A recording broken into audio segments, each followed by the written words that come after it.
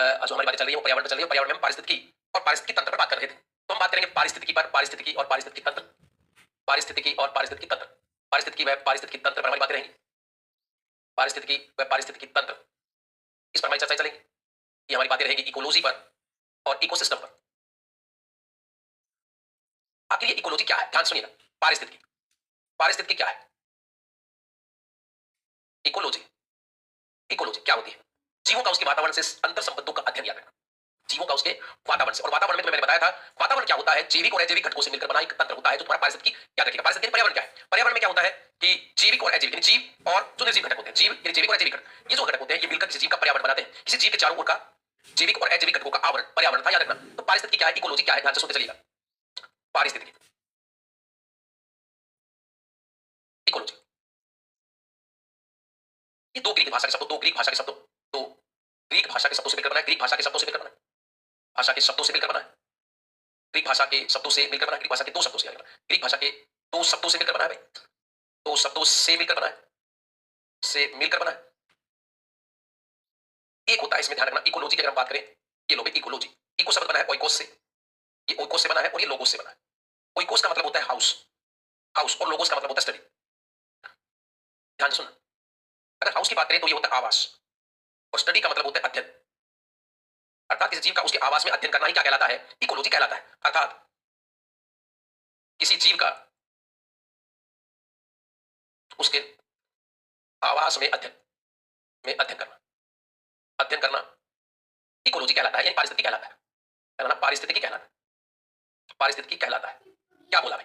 कोई जीव है, उसका जिस आवास में वो जीव रहता है वहीं पर उसका अध्ययन करना ही क्या है, पारिस्थितिकी है। भाई वो जीव जिस आवास में रह रहा है, उस आवास में उसके अन्य जैविक जो घटक है उसे कैसे प्रभावित करते हैं, या अन्य जीवों के साथ उस जीव का कैसा संबंध है, उस जीव का निर्जीव पदार्थों के साथ अजैविक घटकों के साथ कैसा संबंध है, अजैविक घटक उसे कैसे प्रभावित करते हैं, या वो अजैविक घटकों को कैसे प्रभावित करता है, यही जो संबंधों का अध्ययन कहलाता है, यही तुम्हारा पारिस्थितिकी कहलाता है। किसी जीव का उसके आवास में अध्ययन करना पारिस्थितिकी कहलाता है। ध्यान से सुनिएगा, अगर मैं इसकी परिभाषा लिखूं, इसकी नॉर्मल परिभाषा लिखे अगर हम, तो क्या होगा, किसी जीव का उसके वातावरण से संबंधों का अध्ययन, किसी जीव का उसके वातावरण, वातावरण मतलब पर्यावरण, वातावरण से संबंधों का अध्ययन, संबंधों का, किसी जीव का उसके वातावरण से संबंधों का अध्ययन, अध्ययन पारिस्थितिकी कहलाता है, पारिस्थितिकी कहलाता है, कहलाता है। अब मैं जब भी बात करूंगा पर्यावरण की तो उसमें जैविक और अजैविक दोनों प्रकार के जीव आएंगे। पर्यावरण क्या था, किसी जीव के चारों का जैविक और अजैविक घटकों का आवरण। तो मैं किसी जीव का अध्ययन कर रहा हूं, किसी जीव का अध्ययन कर रहा हूं, उसके पर्यावरण के साथ, ध्यान रखना, उसके वातावरण के साथ, इसका मतलब है कि मैं उस जीव का अजैविक घटकों के साथ अध्ययन कर रहा हूं, उस जीव का जैविक घटकों के साथ अध्ययन कर रहा हूं। तो किसी भी जीव का उसके जैविक घटकों को कैसे प्रभावित करते हैं और अजैविक घटकों से कैसे प्रभावित करते हैं, उसी का अध्ययन ही तुम्हारा पारिस्थितिकी कहलाता है।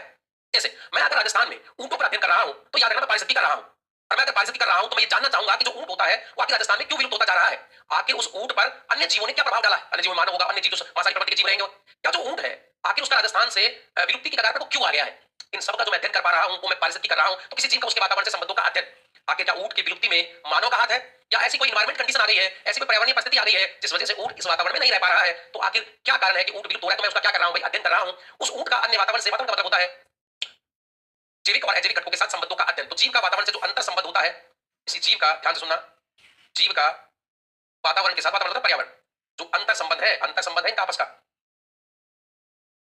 ये जो अंतर संबंधों का अध्ययन है वही तुम्हारा पारिस्थितिकी कहलाता है, याद रखिएगा। अगर मैं बात करूं यहाँ पारिस्थितिकी की, तो ये जो शब्द देने वाला था पारिस्थितिकी, इकोलॉजी, रीटन ने दिया था, याद रखिएगा, रीटन ने दिया था, रीटन ने दिया था। तो याद रखना, अगर मुझे कोई पूछे पारिस्थितिकी शब्द किसने दिया, तो याद रखिएगा ये तुम्हारे रीटन ने दिया था। तो मैं नोट डाल के लिख रहा हूं यहाँ, पारिस्थितिकी से इकोलॉजी कहते हैं, इकोलॉजी, पारिस्थितिकी यानी इकोलॉजी। शब्द सबसे पहले, शब्द सबसे पहले, इकोलॉजी शब्द सबसे पहले रीटन ने दिया था, रीटन ने दिया। इकोलॉजी शब्द किसने दिया भाई, रीटन ने दिया। लेकिन इस इकोलॉजी के लिए ध्यान सुनना, इकोलॉजी के लिए ओइकोलॉजी शब्द का प्रयोग, ओइकोलॉजी शब्द का प्रयोग, शब्द का प्रयोग सबसे पहले, सबसे पहले अर्नेस्ट हक्कल ने किया। अब देखो यहां पर, अगर तुम्हें प्रश्न आए कि इकोलॉजी शब्द किसने, ये वाला शब्द किसने दिया है, तो ये दिया भैया रीटन, ये रीटन ने दिया है। अगर प्रश्न आए कि इस इकोलॉजी के लिए ओइको ब्रैकेट लगा के रखा, इसका मतलब ओइकोलॉजी शब्द, ओइकोलॉजी शब्द किसने दिया है, ओइकोलॉजी शब्द किसने दिया है, तो ये अर्नेस्ट हक्कल ने दिया है। वास्तविकता में इकोलॉजी के लिए ओइकोलॉजी शब्द का प्रयोग अर्नेस्ट हक्कल ने किया था, अर्नेस्ट हक्कल ने किया, रखिए। अगर तुम्हें कोई कहे कि फादर ऑफ इकोलॉजी कौन है, फादर ऑफ इकोलॉजी कौन है, तो याद रखिएगा ये है तुम्हारे, ये है तुम्हारे रीटर साहब, ये रीटर है। फादर ऑफ इकोलॉजी कौन है भाई, रीटर है। अगर आपसे पूछे कि फादर ऑफ इंडियन इकोलॉजी कौन है, फादर ऑफ इंडियन इकोलॉजी कौन है, तो ये है तुम्हारे, याद रखिएगा, रामदेव मिश्रा, रामदेव मिश्रा। इनको भारतीय पारिस्थितिकी का जनक कहते हैं। पारिस्थितिकी के जनक कौन है भाई? रीटर है। और भारतीय पारिस्थितिकी के जनक कौन है? तो रामदेव मिश्रा है, याद रखिएगा, रामदेव मिश्रा है। तो ये पारिस्थितिकी होता है, याद रखिएगा, पारिस्थितिकी होता है। तो रामदेव मिश्रा को भारतीय पारिस्थितिकी का जनक कहा जाता है, भारतीय पारिस्थितिकी का जनक कहा जाता है। तो बात कर रहे हैं तुम्हारी इकोलॉजी पर, और इकोलॉजी क्या है? किसी जीव का उसके वातावरण से संबंधों का अध्ययन है। कोई भी जीव है, उस जीव के वातावरण संबंधों के अध्ययन को ही हम इकोलॉजी का, जीव का वातावरण में अब आपको पता है जैविक घटक भी आते हैं और अजैविक घटक भी आते हैं। तो जीव के चारों ओर पर्यावरण होगा, उस पर्यावरण में जो जीव होगा उस जीव को अजैविक घटक कैसे प्रभावित करते हैं? जैविक। और इनका अंतर संबंध याद रखना, यही तुम्हारा इकोलॉजी है, यही तो तुम्हारा इकोलॉजी है भाई। तो आप लोग ये बात समझ पाए होंगे कि आखिर क्या कारण रहा होगा। ध्यान सुनिएगा। एक बात ये भी होगी कि राजस्थान में खेजड़ी के वृक्ष कम क्यों हो रहे हैं। तो अगर मैं इसका अध्ययन करना चाह रहा हूं खेजड़ी के वृक्ष कम क्यों हो रहे हैं, तो मैं इकोलॉजी कर रहा हूं खेजड़ी के वृक्ष पर। और जब मैं खेजड़ी के वृक्ष पर इकोलॉजी कर रहा हूं तो मैं ये जानना चाहूंगा कि अगर खेजड़ी के वृक्ष को क्या मानव ने हानि पहुंचाती है, या कोई अन्य जीव है, या कोई सूक्ष्म बैक्टीरिया को वायरस है जो इस पे रोग पैदा कर रहा है, जिससे इसकी राजस्थान में कमी हो रही है। या मैं ये चाह रहा हूं कि क्या कोई एनवायरमेंट कंडीशन ऐसी होगी, तापमान बहुत ज्यादा बढ़ गया होगा, बहुत कम रहने लग गया होगा राजस्थान का, या नमी की मात्रा ज्यादा रहने लगी होगी, इस वजह से वो एनवायरमेंट कंडीशन तुम्हारी खेजड़ी का वृक्ष सहन नहीं कर पा रहा होगा, इस वजह से वो विलुप्ति के कगार पर जा रहा होगा। तो ये कुछ ऐसी घटनाएं होती हैं जो मैं अध्ययन करता हूं। तो इसका मतलब है कि मैं इकोलॉजी कर रहा हूं। और इकोलॉजी की जब मैं बात करता हूं, इसकी परिभाषा ये रहेगी, शब्द किसने दिया होगा और फादर ऑफ इकोलॉजी कौन रहा होगा, ये बात आपके पास समझ में आ रही होगी। अब मैं लिख रहा हूं इकोलॉजी की शाखाएं, पारिस्थितिकी की शाखाएं, पारिस्थितिकी की शाखाएं, पारिस्थितिकी की शाखाएं। और पारिस्थितिकी की दो शाखाएं होती है, याद रखना, ये आपकी मेन हेडिंग रही। और शाखाओं में अगर बात करें, इसकी दो शाखाएं हैं, इसकी दो शाखाएं हैं, याद रखना, दो शाखाएं हैं। पहली होती है इसकी स्व पारिस्थितिकी, ऑटो इकोलॉजी। पहली है स्व पारिस्थितिकी, स्व पारिस्थितिकी, स्व पारिस्थितिकी, ऐसे कहते हैं ऑटो इकोलॉजी, ऑटो इकोलॉजी कहलाता है स्व पारिस्थितिकी। और दूसरा होता है सम पारिस्थितिकी। स्व पारिस्थितिकी को ऑटो इकोलॉजी कहा जाता है, याद रखिएगा। ऑटो इकोलॉजी आखिर क्या होता है, तो ध्यान से सुनते चलिएगा। तो पारिस्थितिकी की दो शाखाएं होती हैं, तो याद रखिएगा ये क्या होता है। स्व पारिस्थितिकी क्या है? एक किसी जीव का, किसी एक जीव, ध्यान सुनना मेरे शब्द को, किसी एक जीव या एक जाति के जीवों का, या एक जाति के जीवों का, जाति के जीवों का, जाति का मतलब जहां पर भी आता है ऐसे जीवों का समूह जिनमें आपस में प्रजनन होता है। एक जीव का मतलब इंडिविजुअल जीव है, जो सांस लेता है, जो वृद्धि करता है, जो जनन करता है, जो चीजों को महसूस कर सकता है, बाबा तेरे जीव की। या मैं पूरी जाति के जीवों की बात कर लूं, जाति का मतलब जीवों का ऐसा समूह जिनमें आपस में प्रजनन होता है, जो जनन समय बच्चे पैदा करते हैं, मतलब ऐसे बच्चे जो आगे भी बच्चे पैदा करने की ताकत रखते हैं। तो किसी एक जीव या एक जाति के जीवों का उसके वातावरण से, उसके, अब जब भी वातावरण बात आए तो तुम्हें जैविक और अजैविक दोनों प्रकार के घटकों का याद होना चाहिए। मालूम है किसी एक जीव की बात कर रहा हूं, उस जीव के चारों ओर जो जैविक और अजैविक घटकों का आवरण है वही तो पर्यावरण है। तो इस जीव को वो जीव कैसे प्रभावित कर रहा है, या इस जीव का कैसा संबंध है, या अजैविक घटकों के साथ उसका कैसा संबंध है, यही तो तुम्हारा स्व पारिस्थितिकी है। एक जाति के जीवों का उसके वातावरण से संबंधों का अध्ययन, संबंधों का से संबंधों का अध्ययन, संबंधों का अध्ययन स्व पारिस्थितिकी कहलाता है, याद रखिएगा, स्व पारिस्थितिकी कहलाता है, स्व पारिस्थितिकी कहलाता है, स्व पारिस्थितिकी कहलाता है, याद रखिए। जैसे आम के वृक्षों का अध्ययन कर रहा हूं मैं, यदि एक आम का करूं, आम पूरी जाति सूचक शब्द, याद रखना, आम एक पूरी जाति सूचक शब्द होता है। आम कोई अकेला पौधा नहीं है, आम एक जाति सूचक शब्द है। या तो मैं एक आम के पेड़ का कर लूं, या पूरे आम के वृक्षों का मतलब मैं एक पूरी आम के वृक्षों की जातियों का अध्ययन कर लूं। या मैं ये लिख सकता हूं खेजड़ी के वृक्षों का अध्ययन, या खेजड़ी के वृक्षों की जो जातियां होती है उसका अध्ययन कर लूं मैं, या ऊंट का अध्ययन कर लूं, ऊंट की जातियों का अध्ययन, ऊंट का अध्ययन। तो अगर एक जीव या एक जाति के जीवों की बात आती है तो वो तुम्हारा कहलाता है, आप क्या कर रहे हैं, स्व पारिस्थितिकी कर रहे हैं। मतलब अगर एक जाति के जीवों का उसके वातावरण से संबंधों का अध्ययन हम कर रहे हैं तो इसका मतलब होता है कि मैं स्व पारिस्थितिकी कर रहा हूं। इसी प्रकार अगर मैं बात करूं सम पारिस्थितिकी, तो दूसरी शाखा इसकी क्या होती है, ध्यान से सुनना। दूसरी शाखा होती है सम पारिस्थितिकी, सिन इकोलॉजी कहलाता है, सिन इकोलॉजी कहलाता है। सम पारिस्थितिकी, सम पारिस्थितिकी मतलब होता है अगर एक ही जाति के जीव अगर एक जगह इकट्ठे हो रहे हैं तो वो तुम्हारी जनसंख्या थी। एक जाति के जीव अगर एक जगह इकट्ठे हो जाते हैं तो जनसंख्या, अगर बहुत सारी जातियों के जीव एक जगह इकट्ठे हो जाए तो समुदाय बनता है, वो समुदाय बनता है, याद रखिएगा। अगर बहुत सारी जातियां एक जगह इकट्ठी हो जाती है तो तुम्हारा समुदाय का नाम चर्चा की थी। जनसंख्या क्या है, एक ही प्रकार के जीव, एक ही जाति के जीव अगर एक जगह इकट्ठे हो जाते हैं तो जनसंख्या है। और अगर विभिन्न प्रकार की जातियों के जीव एक जगह इकट्ठे हो जाए तो वो तुम्हारा, या बहुत सारी जनसंख्याओं के जीव एक जगह इकट्ठे हो जाए तो समुदाय बनाते हैं, याद रखिएगा। वो तुम्हारा समुदाय बनाते हैं, वो तुम्हारा समुदाय बनाते हैं। तो समुदाय में क्या लिखोगे आप लोग, याद रखिएगा कि समुदाय के जो जीव होते हैं, इसी समुदाय के जीवों का उसके वातावरण से संबंधों का अध्ययन, इसी समुदाय, अगर मैं बात करूं समुदाय की, ध्यान सुना, उसी समुदाय के जीवों का, समुदाय के जीवों का,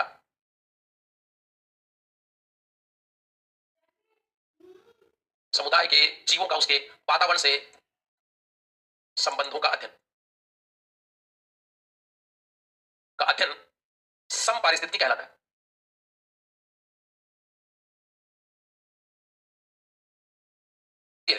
अगर मैं एक समुदाय के जीव, समुदाय का मतलब होता है कि जहां पर विभिन्न प्रकार की जातियों के जीव रहते हो। जैसे मान लो कि मैं जयपुर में किसी चीज की इकोलॉजी करने आया तो मैं जयपुर में रहने वाले समस्त प्रकार के जीवों का, मतलब मैं मानव का भी, घोड़ों का भी, हाथियों का भी, है तो यहाँ बकरी का, भेड़ का, गायों का, भैंसों का, जितने भी पेड़ यहाँ पर जाए होंगे, तो एक समुदाय है। समुदाय में विभिन्न प्रकार की जातियों के जीव आते हैं और इस वजह से मैं समुदाय का अध्ययन करूंगा तो मैं सम पारिस्थितिकी कर रहा हूं। अगर मैं एक जीव या एक जाति के जीवों का अध्ययन कर रहा हूं तो मैं क्या कर रहा हूं, ध्यान रखना, स्व पारिस्थितिकी कर रहा हूं। और अगर मैं बहुत से प्रकार के जीवों का अध्ययन एक जगह कर रहा हूं, एक पर्टिकुलर जगह पर कर रहा हूं जहां पर विभिन्न प्रकार की जाति के जीव आ जाते हैं, तो मैं सम पारिस्थितिकी कर रहा हूं। तो क्या ये दो शब्द तुम लोगों को समझ में आए होंगे कि स्व पारिस्थितिकी क्या होता है और एक सम पारिस्थितिकी क्या होता है। तो याद रखिएगा, आवास के आधार पर अगर बात करें तो पारिस्थितिकी के दो प्रकार मिलेंगे तुम्हें। किसके आधार पर अगर बात करें, पैरानोमर प्रकार में पढ़ा, पैरानोमर प्रकार में पढ़ा कि पारिस्थितिकी की दो शाखाएं हैं।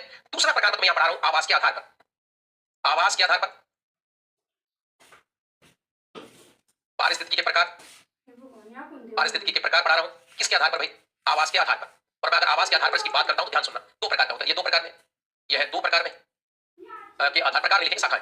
आवास के आधार पारिस्थितिकी की शाखाएं, तो दो शाखाएं, दो शाखाएं। पहली जलीय पारिस्थितिकी, मतलब आपको लग रहा है कि ऐसी पारिस्थितिकी जहां पर जल हो।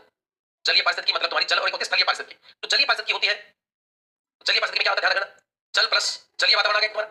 एक तो जलीय वातावरण है तुम्हारा और इसमें जो जीव रहते हैं, इन दोनों का जो अध्ययन है वो जलीय पारिस्थितिकी में करते हैं। ये दो प्रकार की होती है, एक आपका अलवणीय हो सकता है, अलवणीय जल मीठा जल होता है, अलवणीय जलीय पारिस्थितिकी, और एक होता है तुम्हारा लवणीय जो नमकीन पानी होता है, अलवणीय जलीय पारिस्थितिकी। तो ये दो प्रकार का रहा तुम्हारा जलीय पारिस्थितिकी में, एक अलवणीय हो गया और एक तुम्हारा हो गया है लवणीय। तो याद रखना लवणीय में, अलवणीय में तुम रख सकते हो तालाब, तालाब मीठे पानी का होता है, और एक इसमें तुम रख सकते हो समुद्र या झीलें, समुद्र में झीलें, झीलें मोस्टली झीलें जो होती है वो लवणीय होती है, बहुत सारी झीलें याद रखिएगा, बहुत सारी झीलें मीठे पानी की भी होती है, लेकिन तालाब मोस्टली जो तालाब होते हैं सबके तालाब वो मीठे पानी के होते हैं। तो तालाब एक जलीय पारिस्थितिकी होता है, एक जलीय वातावरण उसमें जो जीव रहते हैं। तो मैं तालाब में उन जीवों का अध्ययन कर रहा हूं तो मैं जलीय पारिस्थितिकी कर रहा हूं, ध्यान रखना, मैं इकोलॉजी कर रहा हूं। अगर वो जल तुम्हारा मीठा पानी का है, अगर वो खारे पानी का है, नमकीन पानी का है, तो मैं समुद्र की या झीलों की बात कर सकता हूं, और इस समुद्र में जो जीव होते हैं उनका अध्ययन, उनका इकोलॉजी करना जलीय पारिस्थितिकी के अंतर्गत आता है।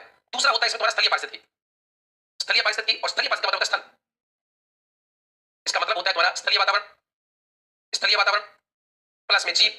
तो वो जो जीव है उनका मैं स्थलीय वातावरण में अध्ययन करूं तो वो तुम्हारा स्थलीय पारिस्थितिकी कहलाता है, स्थलीय पारिस्थितिकी कहलाता है, याद रखिएगा। और इसमें तुम्हारे आते हैं घास पारिस्थितिकी, इसमें अगर मैं एग्जांपल की बात करूं तो तुम्हारा आ गया घास पारिस्थितिकी तंत्र, घास पारिस्थितिकी तंत्र आ गया तुम्हारे इसमें। वन पारिस्थितिकी स्थल पर होते हैं, ये सब स्थल पर होते हैं, वन आ गया। इसी प्रकार मरुस्थल वाला आ गया, मरुस्थल पारिस्थितिकी तंत्र आ गया, पारिस्थितिकी आ गया, तंत्र नहीं लिखेंगे। घास पारिस्थितिकी हो गया, वन पारिस्थितिकी हो गया, मरुस्थल पारिस्थितिकी हो गया, मरुस्थल पारिस्थितिकी, घास, वन, ये सब स्थल पर होते हैं, तो ये सब स्थलीय पारिस्थितिकी होते हैं, याद रखिएगा। इसी प्रकार में अगर फसलें भी होती है तो वो इसमें होती है फसल पारिस्थितिकी।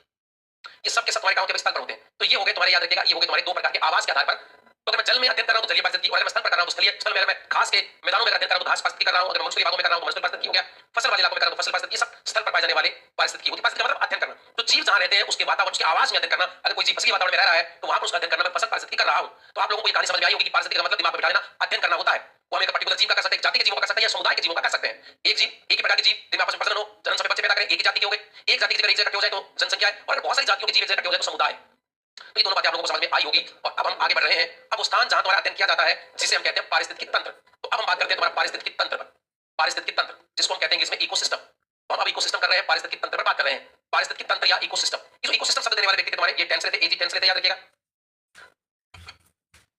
तो ये सब सबसे पहले किसने दिया, इकोसिस्टम शब्द, इकोसिस्टम शब्द सबसे पहले एजी टेंस लेने दिया था, याद रखिएगा। एजी टेंस लेने दिया, एजी टेंस लेने दिया। कौन सा शब्द दिया भाई, इकोसिस्टम, एजी टेंस लेने दिया था, याद रखना। इकोसिस्टम शब्द सबसे पहले एजी टेंस लेने दिया है, पारिस्थितिकी तंत्र शब्द एजी टेंस लेने दिया है। ये तुम्हारा पारिस्थितिकी तंत्र होता है, ध्यान से सुनिएगा, ये तुम्हारा पारिस्थितिकी तंत्र होता है। अगर मैं इसकी बात करूं, इसको बायोसिनोसिस कहा है कार्ल मोबिस ने। इकोसिस्टम को कार्ल मोबिस नाम के व्यक्ति थे, कार्ल मोबिस ने बायोसिनोसिस कहा, बायोसिनोसिस कहा। बायोसिनोसिस किसने कहा भाई, कार्ल मोबिस ने कहा था। इकोसिस्टम को कार्ल मोबिस ने बायोसिनोसिस शब्द दिया, बायोसिनोसिस नाम दिया, याद रखना। अब जो तुम्हारा पारिस्थितिकी तंत्र होता है, इकोसिस्टम होता है, पारिस्थितिकी तंत्र में, पारिस्थितिकी तंत्र में क्रियात्मक व संरचनात्मक घटक पाए जाते हैं, क्रियात्मक व संरचनात्मक घटक पाए जाते हैं, याद रखना। संरचनात्मक घटक पाए जाते हैं, क्रियात्मक व संरचनात्मक घटक पाए जाते हैं तुम्हारे पारिस्थितिकी तंत्र में, घटक पाए जाते हैं। पारिस्थितिकी का जो क्रियात्मक घटक होता है, पारिस्थितिकी तंत्र का, सिस्टम की बात कर रहा हूं मैं, तंत्र का क्रियात्मक घटक सूर्य होता है। क्रियात्मक घटक जो होता है वो सूर्य होता है, क्योंकि समस्त क्रियाएं इसी सूर्य से होती है। सूर्य से संपन्न होती है, ऊर्जा का एकमात्र स्रोत इस पृथ्वी पर सूर्य होता है, याद रखना। एकमात्र स्रोत तुम्हारा सूर्य होता है, और इसी सूर्य से सभी जीव, चाहे वो पेड़ पौधे हैं चाहे वो जंतु हैं, जितने भी जैविक घटक है वो सब क्रियाशील रहते हैं। और सूर्य खुद एक अजैविक घटक है, याद रखना। जैविक और अजैविक घटक एक साथ मिलकर रहेंगे तभी इस पृथ्वी पर जीवन रहेगा, और एक तंत्र का निर्माण होगा, पारिस्थितिकी तंत्र। तो क्रियात्मक घटक सूर्य होता है, लेकिन अगर मैं यहां बात करूं संरचनात्मक घटक की, तो पारिस्थितिकी तंत्र के संरचनात्मक घटक में जैविक व अजैविक घटक सम्मिलित होते हैं, जैविक व अजैविक घटक सम्मिलित होते हैं। तो अगर मैं बात करूं पारिस्थितिकी तंत्र की, तो ये शब्द देने वाला था एजी टेंसले साहब, इन्होंने पारिस्थितिकी तंत्र शब्द दिया था। नॉर्मल बात करूं तो पारिस्थितिकी तंत्र वो स्थान होता है जहां अध्ययन किया जाता है, जहां अध्ययन किया जाता है वो तुम्हारा पारिस्थितिकी तंत्र होता है। दो घटकों से मिलकर बना है, एक होता है इसमें क्रियात्मक घटक, एक होता है संरचनात्मक घटक। क्रियात्मक घटक हमेशा सूर्य होता है, और संरचनात्मक जो घटक होता है, जो संरचना बनती है, याद रखिएगा, जिसकी संरचना बनती है वो तुम्हारा होता है एक क्रियात्मक, दूसरा संरचनात्मक घटक। ये जो संरचनात्मक घटक होता है, ध्यान से सुनिए मेरी बातों को आराम से, ये जैविक और अजैविक घटकों के मिलने से बनता है। परिभाषा भी दी है, ने परिभाषा क्या रखी, इसकी परिभाषा ध्यान रखिएगा। एजी की परिभाषा भी दी है, परिभाषा में क्या लिखेंगे, तो जैविक तथा अजैविक घटकों के, जैविक तथा अजैविक घटकों के, जैविक तथा अजैविक घटकों के मिलने से बना तंत्र, मिलने से बना तंत्र पारिस्थितिकी तंत्र कहलाता है, पारिस्थितिकी तंत्र कहलाता है। तो ये परिभाषा दी थी, यानी देखिए संरचनात्मक घटक में आपका कौन आता है, तो याद रखना जैविक और अजैविक घटक, और इन्हीं के मिलने से बना तंत्र ही तुम्हारा पारिस्थितिकी तंत्र कहलाता है। तो पारिस्थितिकी तंत्र क्या है भाई, जैविक और अजैविक घटकों के मिलने से बना तंत्र तुम्हारा पारिस्थितिकी तंत्र कहलाता है, पारिस्थितिकी तंत्र कहलाता है, याद रखिएगा। पारिस्थितिक तंत्र की अगर विशेषताओं की बात करें हम, पारिस्थितिक तंत्र की विशेषता, पारिस्थितिक तंत्र की विशेषता, तो ध्यान सुनना, पारिस्थितिक तंत्र की विशेषता, ध्यान से सुनते चलिए।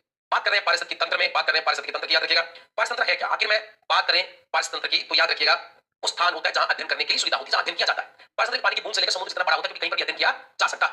इससे पहले मैंने बात की पारिस्थितिकी की, इकोलॉजी की। इकोलॉजी ग्रीक भाषा के दो शब्दों, इकोलॉजी मतलब होता है अध्ययन करना, सीधी संपर्क भाषा में अध्ययन करना, किसी जीव का उसके आवास में ही अध्ययन करना।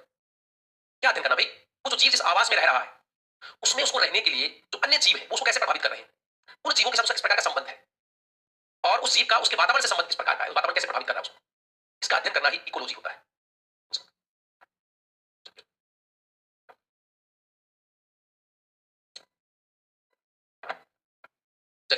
जैविक और अजैविक घटकों के मिलने से बना तंत्र ही तुम्हारा पारिस्थितिक तंत्र कहलाता है। पारिस्थितिक शब्द एजुकेशन, लेकिन पारिस्थितिक शब्द देने वाला था तुम्हारा रीडर, और पारिस्थितिक मतलब इकोलॉजी के लिए वो इकोलॉजी शब्द का प्रयोग किया था तुम्हारे अर्नेस्ट हक्कल। इसके बाद अगर मैं बात करूं यहां पर पारिस्थितिक तंत्र एजुकेशन ने दिया। पारिस्थितिक तंत्र में क्रियात्मक और संरचनात्मक दो घटक होते हैं। क्रियात्मक घटक सूर्य होता है, जिस सारी क्रियाएं संपन्न होती है, जितने भी क्रियाकलाप होते हैं सूर्य से होते हैं। संरचना बनी होती है उसकी जैविक और अजैविक घटकों से, जैविक घटक में सारे सारे जीव आ जाएंगे और अजैविक घटकों में सारे सारे जीव पदार्थ आ जाएंगे। पारिस्थितिक विशेषता की बात होती है एक सुसंगठित और सुव्यवस्थित तंत्र होता है। यह एक सुव्यवस्थित व सुसंगठित क्षेत्र, सुसंगठित तंत्र होता है, तंत्र होता है, सुसंगठित तंत्र होता है। याद रखना, यह एक सुव्यवस्थित व सुसंगठित तंत्र होता है। क्या है, एक खुला तंत्र होता है, ये बात आपको याद करनी है। यह एक खुला तंत्र होता है। खुला तंत्र का मतलब होता है, यह एक खुला तंत्र होता है, यह एक खुला तंत्र होता है जिसमें ऊर्जा, तुम्हारी ऊर्जा व जितने भी खाद्य पदार्थ होते हैं, ऊर्जा व खाद्य जो पदार्थ होते हैं, ऊर्जा व पदार्थों का सतत निवेश और बहिर्गमन होता है। ऊर्जा व पदार्थों का सतत निवेश,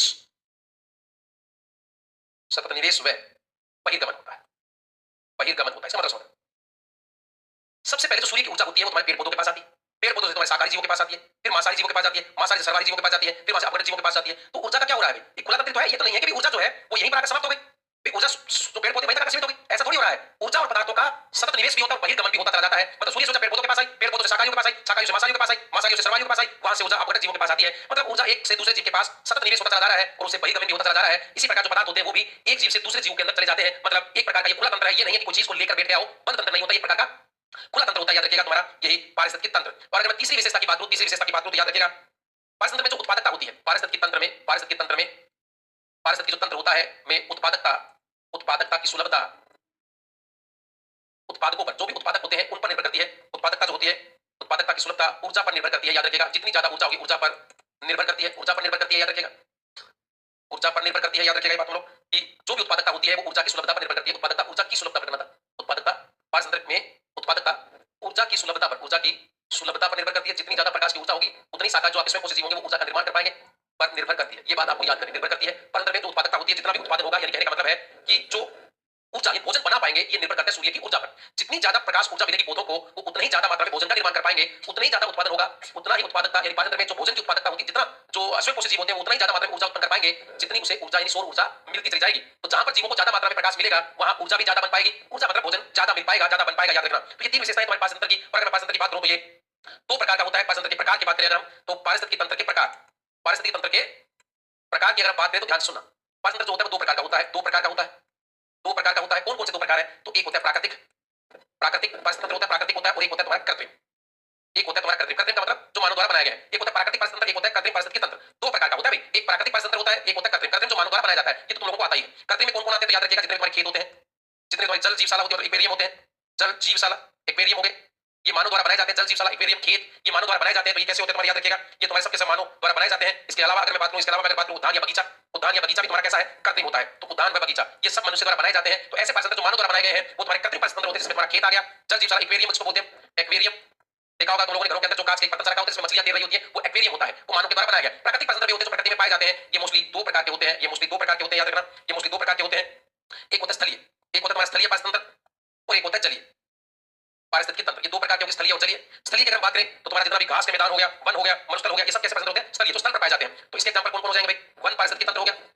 इसके अलावा इसमें अगर मैं बात करूं, वन के अलावा अगर मैं बात करूं यहाँ तो तुम्हारे घास के मैदान हो गए, घास पारिस्थितिक तंत्र हो गया, घास पारिस्थितिक तंत्र हो गया।